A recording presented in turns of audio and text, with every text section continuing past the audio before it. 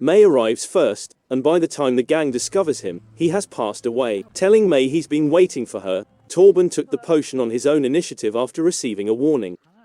When the body is discovered with Osha, it raises questions, but Jord swiftly follows her and claims she is innocent.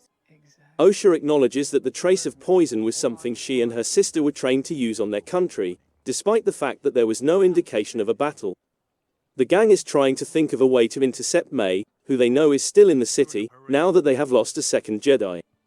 The temple guards notice that Kimir isn't their typical drug dealer, so they stake him out.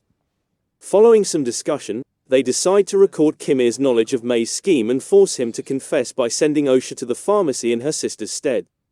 As Osha executes the plan, Jord and Sol realize she is a fraud right before Osha is exposed.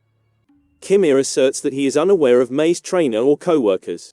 He claims he can manufacture anything they desire for the proper price, but if they want to capture May, they need to return that same evening. Osha is all for removing May, but Sol gives hope by stating that he wants to talk to May directly. May is told by Sol that she is not allowed to be at the sting because she wants retribution. Instead, Jetski has the ship set and poised, and Jord is on watch. May and Sol get into a brawl as soon as they go out onto the street. May doesn't genuinely know who taught her, so even if she wanted to, she couldn't tell anyone, according to Sol, who attempts to read May's thoughts. May finds herself surrounded against the Jedi when Jord manages to intercept a knife that is headed for Sol. Jetski makes her formal arrest from the ship, and Sol informs May that Osha is still alive. She doesn't believe him, so she uses her magic to conjure up a sand cloud and vanishes within it.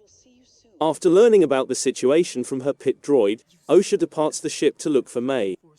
When May finally finds her, she is astounded to discover Osha aiming a revolver that Sol had earlier given her at her sister. Uncertain whether on purpose, Osha misses, sending May running into an adjacent street.